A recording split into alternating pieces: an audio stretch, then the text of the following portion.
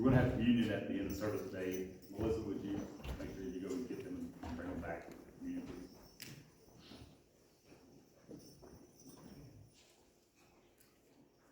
Last week, we left off with Jesus riding into town on a donkey and what we call Palm Sunday. They were waving palm branches. And if you remember from last week, what was going on was they wanted the king, the Messiah that was promised in the Old Testament, to come riding into town with an army. And he was going to overthrow the Romans. And so they were waving palm branches, which is symbolic of the Feast of Tabernacles, even though it was Passover week. When Jesus came in, after he had raised Lazarus from the dead, and there was no more any question, he has to be the Messiah. He comes riding into town, and they all celebrated him with palm branches. And it scared the Pharisees. It scared the religious leaders, because they thought, if he comes in with an army, Rome is going to pitch a fit. And Rome is going to just devastate us and our nation and take away our position.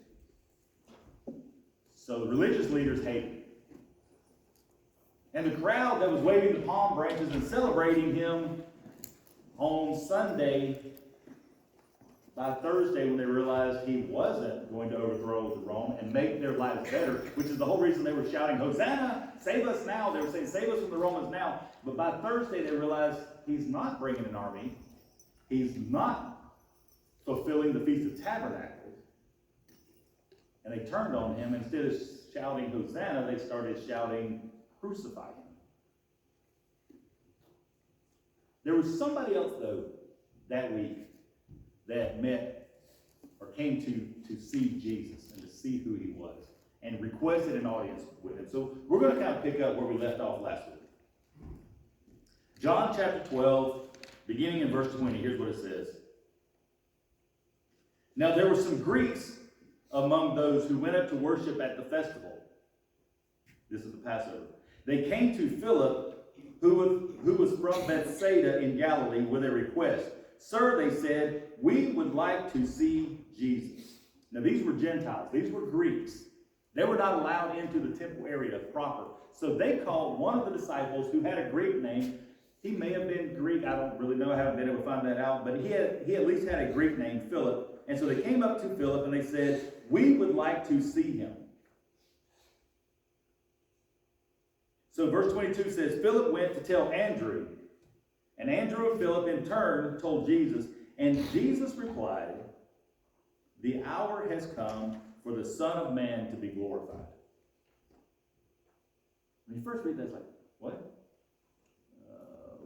What does that got to do with the Greeks? The hour has come. I mean, did we read that right? What has Jesus been saying from the first chapter of John? My hour has not yet come, right? My hour has not yet come. In chapter 2, what did he say to his mama?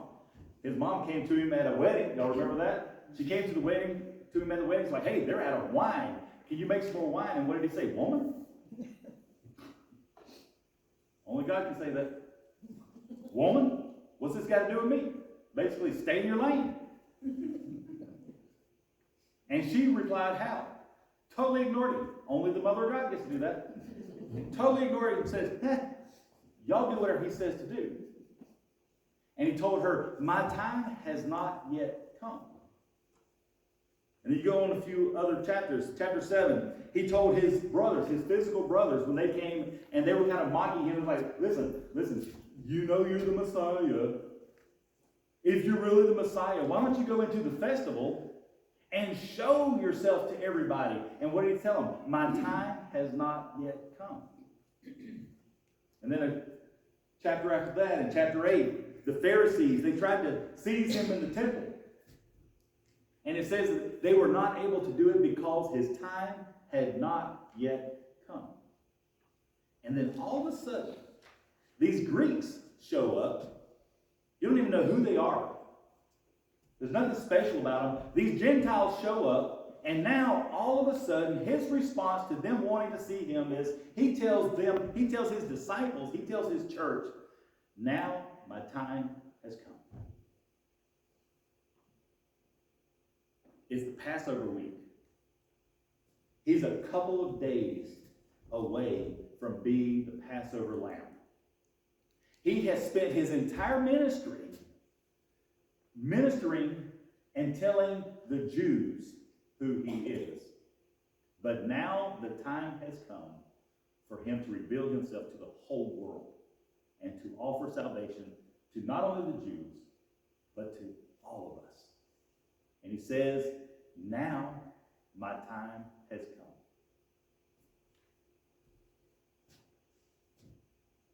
Verse 24, very truly I tell you, unless a kernel of wheat falls to the ground and dies, it remains only a single seed. But if it dies, it produces many seeds. Why would he say that to the Greeks? Again, that when we read that, if you're just reading through it and you're not really paying attention, what you think is, okay, he's zoned out for a minute. It's okay. He's got a lot on his plate, right? It's a busy week coming up. He just kind of zoned out a little bit. The Greeks come and he says, oh, yeah, listen, unless a kernel of wheat falls to the ground and dies. You know why he said this to the Greeks? You know why he said this in front of the Greeks to the church? This was actually a Greek proverb. He used the Greeks arriving at that moment to teach the church and to teach us about what is expected of us. There's a Greek proverb that said literally the same thing. Unless a kernel of wheat falls to the ground and dies, it remains only a seed, a single seed. But if it dies, it produces many seeds. He was quoting back to them their own proverb. It was a military proverb. It was something that the generals said when they were preparing for battle. Whenever the Greeks were getting ready to go to battle, the generals would have like a pep rally for them. And they would gather them around. It's like, unless a kernel of wheat dies, it can't make more wheat. Our founding fathers said the same thing, right? Our founding fathers said, I've lost it. Give me liberty or give me death. I think I had it somewhere. Our founding fathers said the same thing. Give me liberty or give me death. Isn't that the same thing? When the generals are telling them, listen, unless you are willing to sacrifice your life for your nation, the cause dies with you. I used to coach a little league basketball team, a bunch of little girls, and they were tiny. They're all grown up tall now, but when they were on my team, they were munchkins. In fact, they were so short. One year, literally the name of our team, it wasn't like, like you got Central Jaguars and you got Shamuckla Indians. Our team was literally called the Minions. And I had a t-shirt, and I had Gru, if you've ever seen the movie, I had Gru spray painted on the front of my t-shirt. So I was Gru, and I had my little Minions. And we were literally half the size of all the other teams we played. And we were just getting beat up. And so everybody said, well, what kind of defense did you run? They're thinking 1-3-1, 2-1-2, man-to-man. It's like, get the ball, get the ball, get the ball, get the ball. That was my defense. Because we were small, I was like, if they show you the ball, because here's these big girls and here's my little girls. If they bounce the ball in front of you, if you can see the ball, get the ball, get the ball, get the ball. And you sacrifice your body. We're small, but if that ball gets free, I want all 5 of y'all down there wrestling around. And they were vicious. You ever watch girls basketball? It's rough. And so at halftime, my little girls, my little minions would be gathered around. I'm the general. I don't give them a pep talk. I don't have to give them a pep talk. They're comparing blood stains on their jersey. Who is that? I think that's number 12. That's 12. I did that. She showed me that ball. She won't do that again. And so Jesus uses this moment in history, this week, Passover, getting ready for his death, and he uses this group of people who comes up and he says, now my time has come, and here's what's about to happen. Unless a kernel of wheat falls to the ground and dies, it doesn't produce anything. He's talking about himself, first of all. Verse 27 says, now my soul is troubled. And what shall I say? Father, save me from this hour? No, it was for this very reason I came to this hour. Father, glorify your name. Now, all this is going on. Like, the Greeks come up, want to see him. He's saying all this, and at that moment, a voice came from heaven. And it said, I have glorified it and will glorify it again. And the crowd that was there and heard it said it had thundered. Others said an angel had spoken to him. And Jesus said, this voice was for your benefit, not mine. Now is the time for judgment on this world. Now the prince of this world, Satan, will be driven out. And I, when I am lifted up from the earth, will draw all people, not just the Jews, I will draw all people to myself. And he said this to show them the kind of death that he was going to die. Unless Jesus dies, the kingdom of heaven cannot increase, because no one can be saved. It would end with him. This was not something that he looked forward to, but it was something he did willingly. Very truly, I tell you, unless a kernel of wheat falls to the ground and dies, it remains only a single seed. But if it dies, it produces many seeds. He wasn't just talking about himself, though, was he? He was talking to us, about us. In another book, in Matthew, in chapter 13, Jesus gave an illustration along these same lines. In Matthew 13, verse 3, here's what it says. Then he told them many things in parables, saying, a farmer went out to sow his seed. And as he was scattering the seed, some fell along the path, and the birds came and ate it up. And some fell on rocky places where it did not have much soil. It sprang up quickly because the soil was shallow.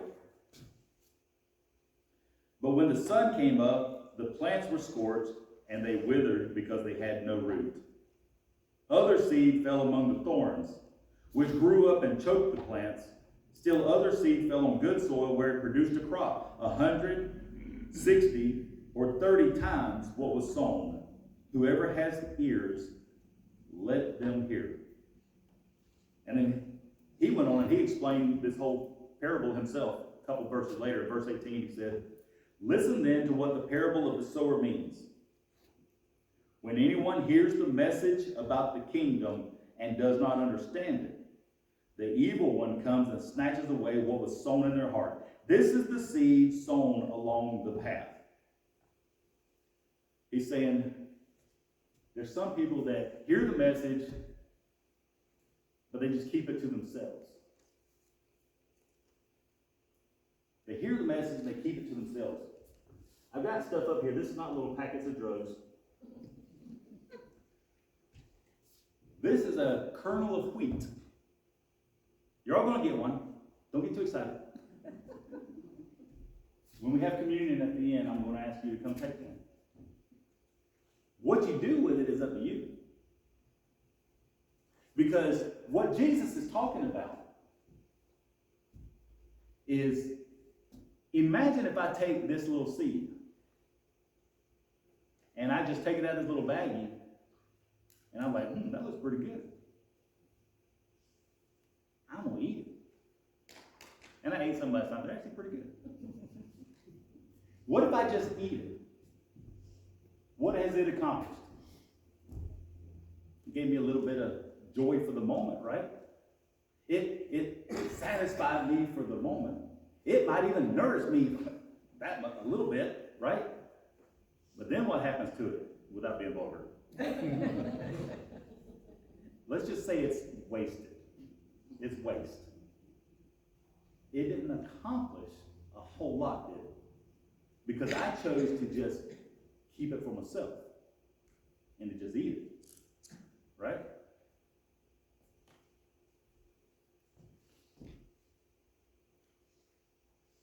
The seed falling on rocky soil refers to someone who hears the word and at once receives it with joy, but since they have no root, they last only a short time. And when trouble or persecution comes because of the word, they quickly fall away. So what if, instead of eating this thing, what if we just like admire it for a minute? What if they come up here and we'll sing songs about this thing, right? And we're going to celebrate it, and we're going to pat each other on the back, and we're going to just enjoy and celebrate this wheat. But let's don't get crazy. Let's don't get crazy, right? We don't want anybody thinking that we're some kind of fanatics about, wheat freaks or whatever. So instead of, we're not going to eat it, but we're just going to celebrate it in here. What if we just like leave it on the altar and then kind of go on about our business? Because, that's for church, right? That's for wheat church. We don't want anybody to think we're wheat freaks. Let's just leave it here, and we'll come back next Sunday, and we'll pick that thing up off the altar, and we'll dust it off, and we'll just hold on to that wheat. But it's for in here, right? That's the second group.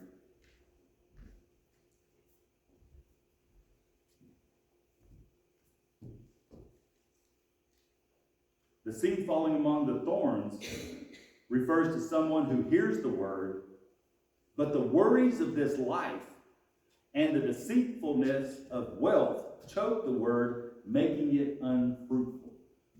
So let's say we don't eat it and we don't leave it on the altar. We take it with us. We got good intentions. We'll take it with us, and I'm going to take it home. And listen, I've got good intentions.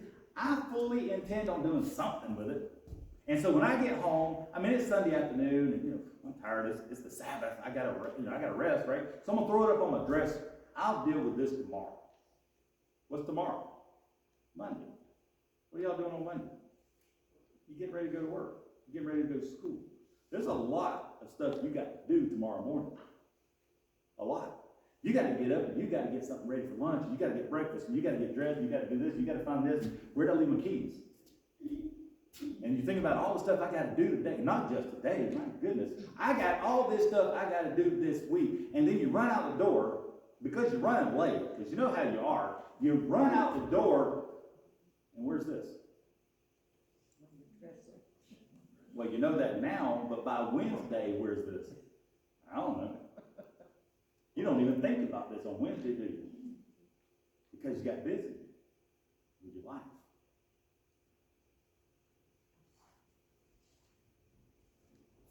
What if?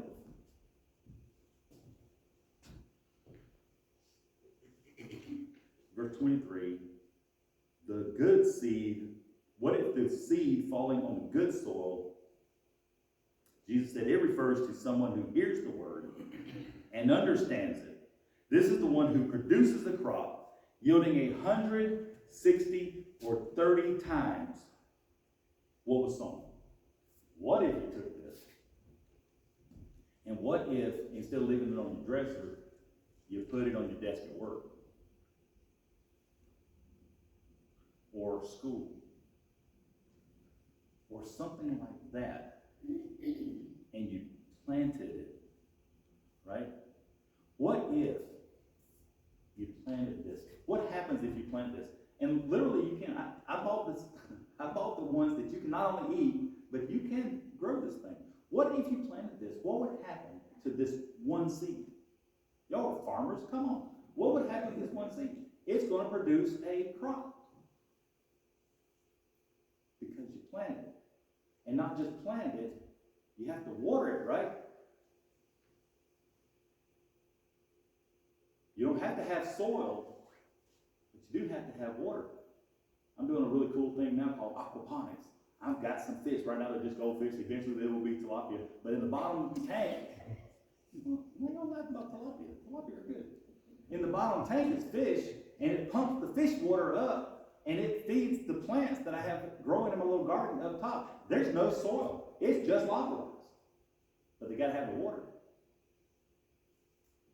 What if you took your faith? And what if you chose one more person? And you watered them, you prayed over them and prayed for them. And all you did was plant that seed and invite them to church. And don't just invite them, bring them to trick them. I don't care, trick them. Hey, let's go to breakfast and give them a Pop-Tart in the car and bring them here. Technically not a lie. Right? I'm okay with that. Trick them. Throw them in your car, bring them to church. And pray for them all. Water that crop. Pray for them all week long. Pour that fish water right on top of them. Listen, pray for them. What if we did that? I don't know what God has planned for this church. I know that the shackles have been taken off. I know that he said, if the Son sets you free, you are free indeed. Y'all feel like y'all can breathe? We don't have to answer to a bishop. We don't have to answer to a district superintendent. We don't have any committees of this and committees of that. And we're free. We can do ministry. But only if you take your seed and you don't eat it and keep it to yourself, and you don't leave it here because you don't want nobody knowing that you're a wheat freak, and you don't lose it on your dresser, but if you go and you just pick out one person and you pray for them and you trick them into coming to church, not invite them to church. What would God do with this ministry, with this seed? That's the question.